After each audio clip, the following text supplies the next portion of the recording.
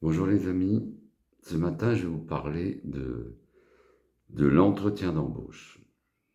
L'entretien d'embauche, c'est quelque chose que vous allez devoir subir une ou deux ou trois ou plusieurs fois dans votre vie.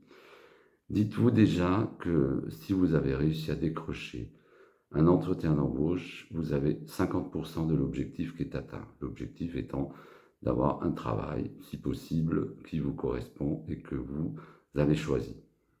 Avant ça, bien sûr, vous avez fait votre CV, votre curriculum vitae, qui doit être impeccable. Et il y a une technique aussi pour faire des CV qui soient attractifs, qui soient bien remplis, notamment avec, bien sûr, la formation, le pédigré, si je puis dire, les formations, les emplois occupés, mais aussi les centres d'intérêt. Et c'est très important de mettre des centres d'intérêt intéressants, c'est le cas de le dire, et notamment si vous avez fait de la danse ou de la musique, ou si vous êtes fait partie d'une association, si vous avez fait du bénévolat, tout ça bien sûr c'est important de le faire figurer dans votre CV. Et également la lettre de motivation, il faut qu'elle soit impeccable, il faut qu'il n'y ait aucune faute d'orthographe, il faut qu'elle soit précise, et il faut qu'elle parle de l'entreprise dans laquelle vous allez postuler. Donc ça c'est en amont. Donc si vos CV et les lettres de motivation ont réussi à, comment dirais-je, à trouver intérêt auprès d'un futur employeur, il ne faut pas gâcher la chance de l'entretien d'embauche. Et l'entretien d'embauche, c'est presque une pièce de théâtre. Il faut vous préparer à... vous faites des simulations d'entretien d'embauche, vous en faites plusieurs. Et déjà, la première chose, ça se passe dans la tête. Déjà, vous allez offrir quelque chose, offrir une compétence, offrir du dynamisme, offrir une expérience professionnelle à quelqu'un qui est en demande, en recherche. Sinon, il n'aurait pas pris 1 heure de son temps à vous convoquer, parce que si c'est un directeur ou une directrice, ils ont autre chose à faire que de faire perdre, entre guillemets, son temps. Donc c'est bien quelqu'un qui est en demande, et vous êtes en posture d'offreur ou d'offreuse de services ou d'emploi ou de compétences, je me répète. Et vous n'êtes pas là à quémander un emploi, vous n'êtes pas là à dire « Ah, j'ai besoin de cet emploi à tout prix, c'est une question de vie ou de mort », je plaisante un peu. Voilà, donc si déjà dans votre tête, vous rentrez dans cette dynamique en étant positif ou positive, en disant « Tiens, il y a quelqu'un qui me reçoit, il a pris de son temps pour dire à sa secrétaire, ben, vous convoquez un tel ou une telle à telle heure. Donc, il faut que vous soyez parfaitement conscient ou conscient de l'enjeu qui va se dérouler. Et donc, bien sûr, vous venez à l'heure. Hein, et pour être à l'heure, vous avez préparé la veille tous les documents, c'est-à-dire le CV, la lettre de motivation, vos diplômes, etc. Vous avez tout préparé. Vous savez comment vous y allez. Vous y allez en mobilette ou en vélo, ou en bus ou en train, je ne sais pas, mais vous faites en sorte que vous y êtes 10 minutes avant. Pas trop tôt et pas trop tard. Venez à 10h01, alors vous êtes convoqué à 10h, vous avez déjà un point dans la vue. D'accord ? Donc venez à 10h moins 10, vous annoncez, vous faites, voilà, je suis monsieur ou madame, vous annoncez à la secrétaire, et elle va vous faire prendre place sur une chaise. Et là, qu'est-ce que vous faites? Vous n'allez pas réciter une prière, vous n'allez pas relire votre CV, parce que tout ça, vous l'avez déjà en tête. Vous allez faire le vide en vous et vous allez visualiser votre entrée en salle. Vous allez imaginer qu'en face de vous, vous avez une ou deux ou trois personnes qui sont assises à un bureau et vous voyez entrer dans la salle. Et tout est important, votre démarche, comment vous allez ouvrir la porte, comment vous allez vous avancer d'une manière déterminée, pas en traînant des pieds, pas en allant trop vite, pas en étant excité. Vous allez prendre votre temps et vous allez visualiser comment vous allez vous présenter et vous asseoir devant ces personnes.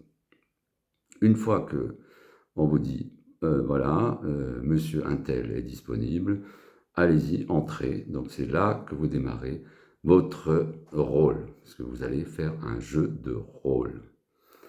Et donc, elle vous la porte et vous voyez les messieurs ou les dames devant vous. Vous approchez, vous attendez qu'on vous demande de vous asseoir. Vous n'allez pas commencer à vous vautrer dans une chaise. Vous attendez qu'on vous demande de vous asseoir. Une fois que vous asseyez, comment vous faites? Vous allez prendre la chaise, voilà, vous allez vous mettre devant la chaise et vous allez vous caler confortablement dans la chaise et vous allez déposer sur le bureau votre chemise avec les documents. Et là, vous attendez. Alors des fois, il y en a qui jouent un peu sur le côté psychologique. Ils peuvent, si le monsieur il est sur son téléphone ou la dame est sur son téléphone, vous allez attendre. Vous allez attendre qu'ils vous disent bonjour, voilà, ou bonjour monsieur, bonjour mademoiselle, bonjour madame. Et là, vous commencez à dérouler votre scénario. Voilà, bonjour, je m'appelle, je suis machin, je postule à votre entreprise, dans votre entreprise, au poste 2. Bien sûr, vous avez parfaitement regardé l'annonce et tous les mots de l'annonce sont importants.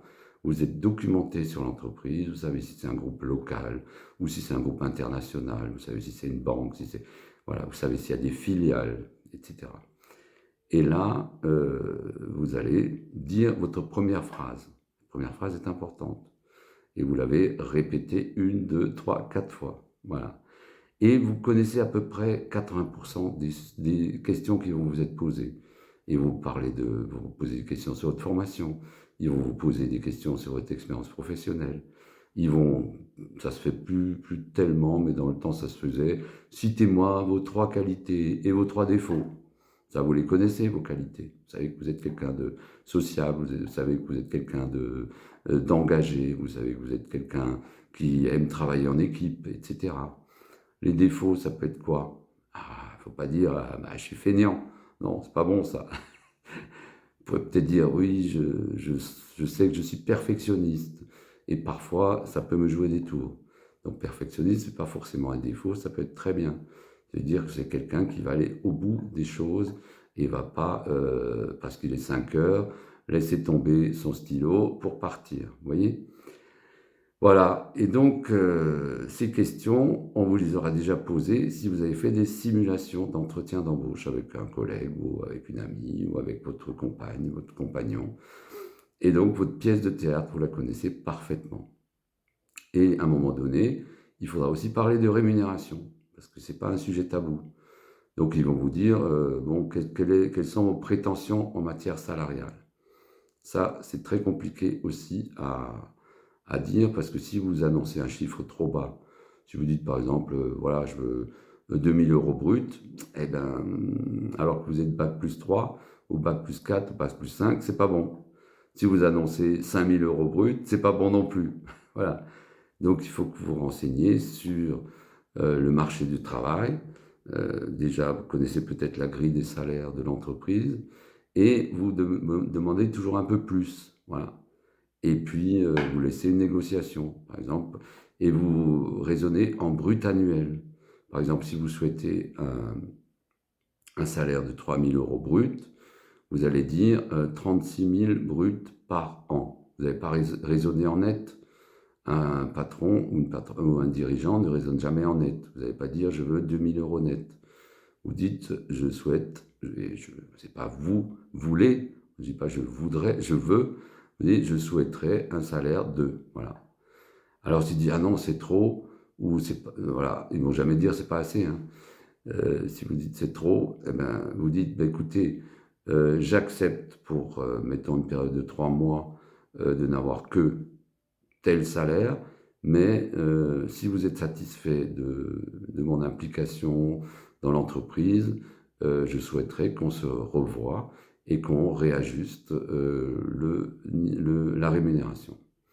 Voilà. Et s'il y a un 13e mois, c'est encore mieux. Voilà. Vous voyez.